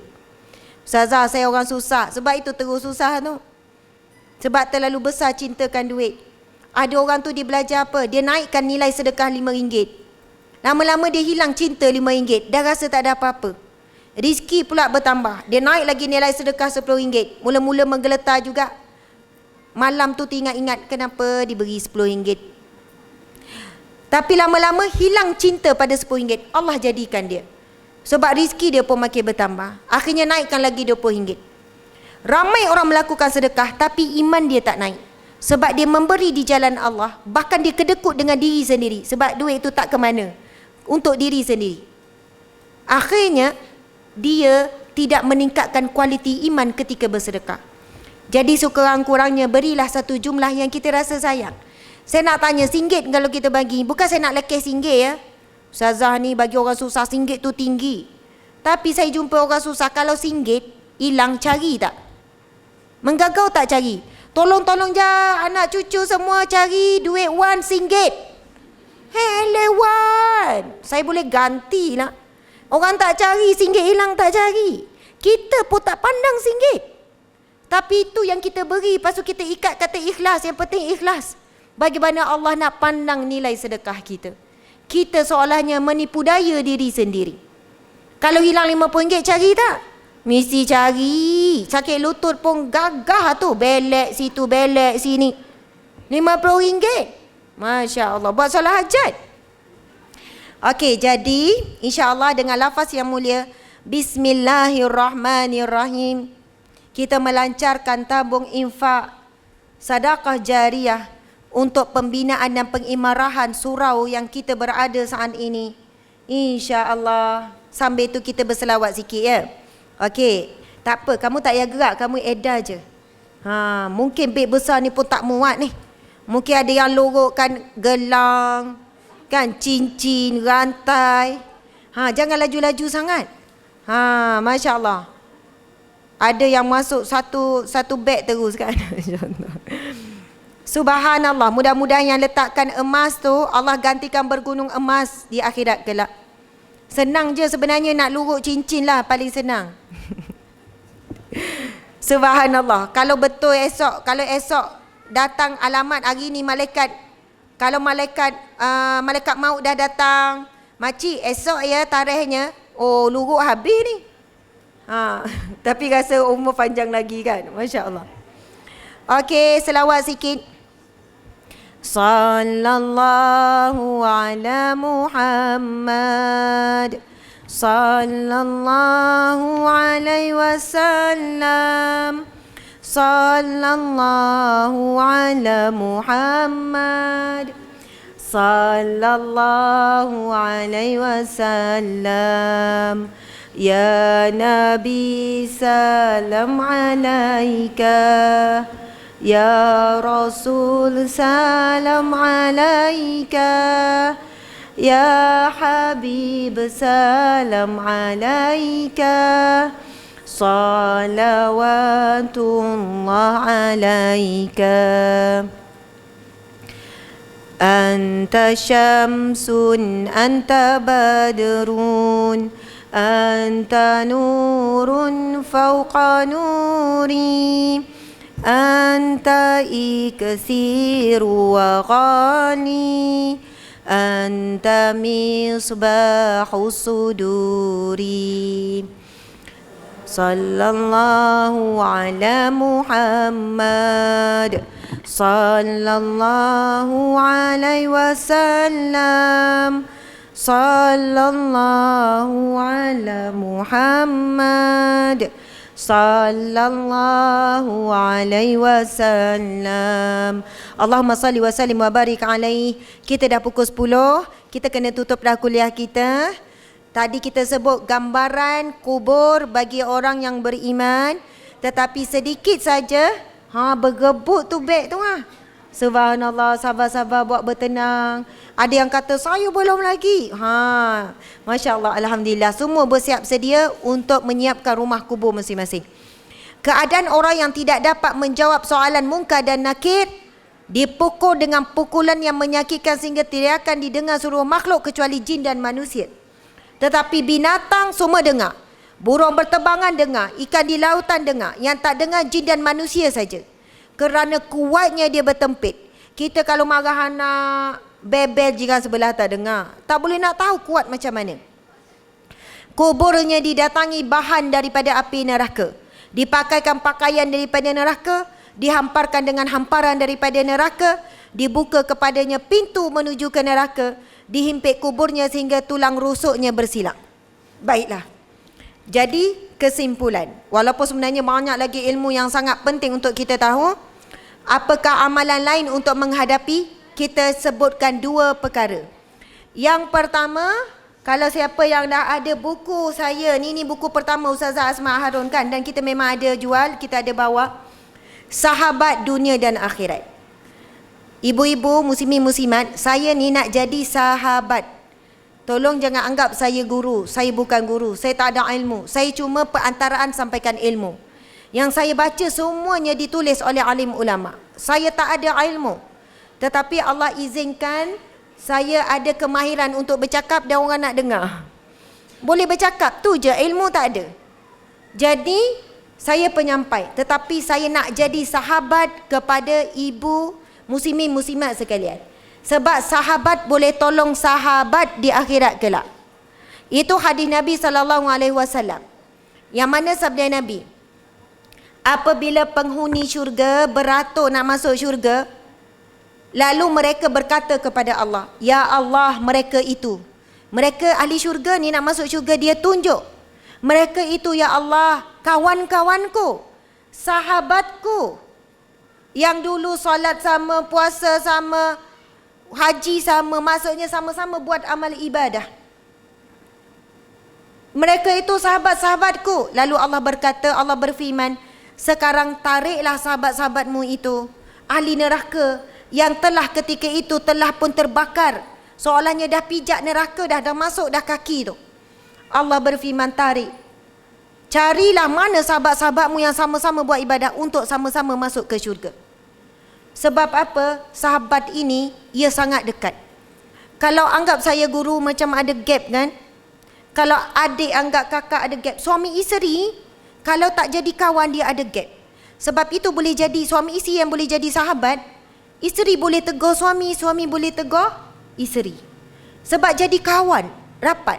Ibu dengan anak kalau jadi kawan, anak tu mudah nak luah perasaan. Tapi kalau ibu ni dominan sangat, anak jawab sikit, menjawab ya. Ini anak tak rasa kita kawan. Sebab itu perlu kita jadikan suatu hubungan tu umpama seperti sahabat. Dan ini di antara kaedah untuk masuk syurga, banyakkan sahabat dunia dan akhirat. Kat dunia bersahabat, kat akhirat bersahabat. Sebab itu saya namakan buku ini Sahabat Dunia Akhirat. Cuma nak minta tengok pada tajuk yang terakhir, iaitu Masya Allah, penyelamat daripada azab kubur. Muka surat 161. Saya tahu ramai dah beli buku ni. Yang saya duk tunjuk pasal alam barzah ni tak ada. Sebab Jabatan Mufti tim Dr. Zulkifli Al-Bakri ni dia buat e-book. Jadi pergi dekat cari Facebook tajuk Maktabah Al-Bakri. Kat sana boleh beli murah saja. Saya rasa dalam RM10 ke RM20 macam tu. Jadi dah beli tu saya print sebab saya nak baca. Saya sakit mata kalau baca kod telefon. Tapi untuk diri sendiri je lah, tak boleh pula dah print jual pula. Itu salah dari segi undang-undang dan berdosa lah.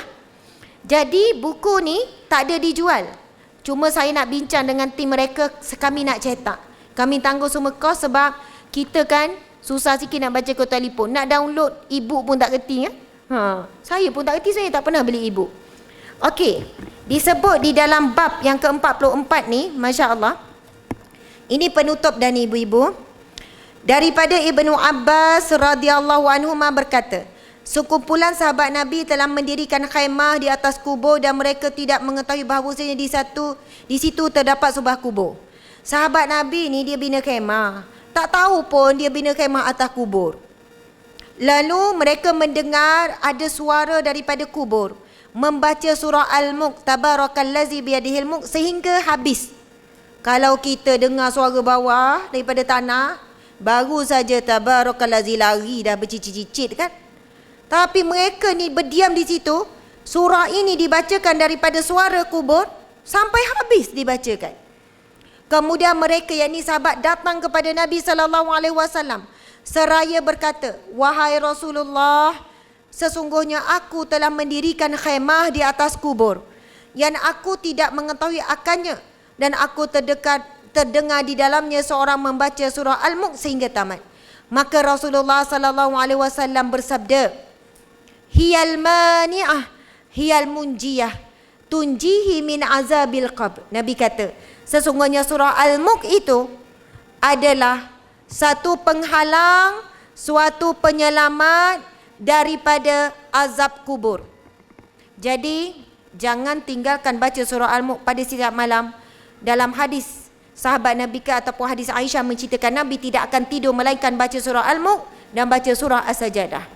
Jadi kalau betul kita nak kubur kita selamat daripada azab, maka jangan tinggal membaca surah Al-Mulk sebelum tidur. InsyaAllah. Alhamdulillah, muslimin muslimat yang dirahmati Allah sekalian, mudah-mudahan apa yang kita kongsikan pada malam ini memberi manfaat. Terima kasih yang mengikuti kuliah melalui IG, yang melalui FB tadi 4,000 lebih campur semua dalam 6,000. Masya Allah, 6,000 ke 7,000 macam itulah. Yang tak dapat hadir tapi hadir di alam maya. Yang hadir di sini lebih kurang dalam 60,000 ni, lebih kurang kan kalau kira-kira ni. Kalau ulang 10,000 kali lah kira, dia jadilah 60,000 tu kan. Masya Allah. Mudah-mudahan dipenuhi dengan para malaikat rahmat yang mendoakan kita tanpa henti. Mudah-mudahan kita pulang, yang sakit diberikan kesihatan, yang sempit diberikan kelapangan, yang mencari jodoh ditemukan, yang menunggu kelahiran anak, mengandung, nikah dah lama tak dapat anak, Allah kurniakan rezeki. Sebab memang mendatangi rumah Allah dan juga berdiam di rumah Allah, lagi majlis ilmu diadakan dan sebagainya. Dalam perjalanan tu saja Nabi kata digugurkan dosa, diangkat darjat dan diberikan pahala-pahala sedekah. Subhanallah, alhamdulillah. Saya mohon maaf salah dan silap. Saya ucap terima kasih kepada pihak penganjur. Terima kasih kepada semua yang hadir dekat dan jauh. Saya sayang semua selaku sahabat kepada sahabat kerana Allah, kerana Rasulullah sallallahu alaihi wasallam. Salinglah mendoakan ya, sebab doa itulah pengikat kita walaupun di dalam keadaan yang sembunyi. Sekian, wabillahi taufiq wal hidayah. Assalamualaikum warahmatullahi wabarakatuh. Subhanallah, alhamdulillah, Masya Allah. Ada sikit pengumuman ya. Dah off dah tu. Belakang tu jangan risau, solat dulu tenang-tenang. Saya akan berada di meja tempat jualan tu. InsyaAllah pada malam ini